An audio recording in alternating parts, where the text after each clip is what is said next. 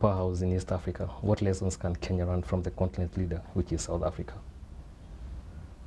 The learning is not, one way street. It's a two-way street. South Africa has a lot to learn from Kenya. Kenya is a natural hub, I think, in East Africa, and in a sense, if we are to facilitate better movement of goods and people across the continent, we need these kinds of hubs. South Africa is the southernmost tip, would serve as such a hub, and Kenya currently, Kenyan Airways services the better part of the continent. And so we need a hub like that. We need a hub like, say, Angola or the DRC, if the DRC stabilizes properly. And then that would, really unlock the potential of the continent. Nigeria is another potential hub. So we believe that both countries can learn a great deal from each other. Currently, Kenya imports 3 times more from South Africa than it exports to that country. How can we address this trade imbalance?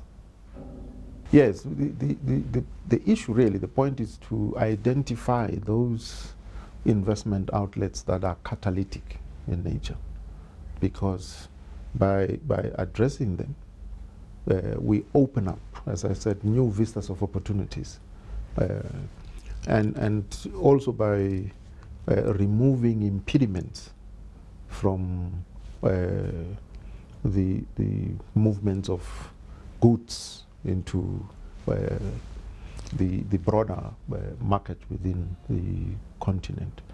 Interestingly, I paid a courtesy call on His Excellency President Mwai Kibaki, and we had a conversation about this very question you are raising.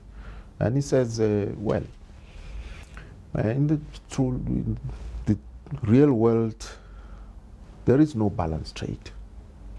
It will always be skewed one way or the other, and it's not static. It can move either way. And he's very correct, because we in South Africa are having exactly the same conversation with the Chinese. And that's a point which is always in a state of flux. It's always in motion. What are the key areas that Kenya and South Africa can look into as they seek to grow their partnership? Well, given Kenya's good rains, it's very clear that agriculturally they can, be a very important partner to South Africa. They can supply many of South Africa's needs in the area of food security. And we already have a good number of Kenyan chartered accountants working in financial institutions in South Africa.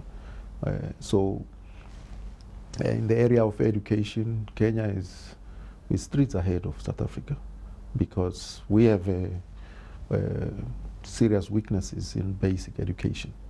And I believe we can have teacher training colleges to produce better caliber of teachers in partnership with Kenya. The colleges could be here, colleges could be in South Africa, and the principals and professors there could be Kenyans. What are the challenges facing Africa if it is to achieve its development goals?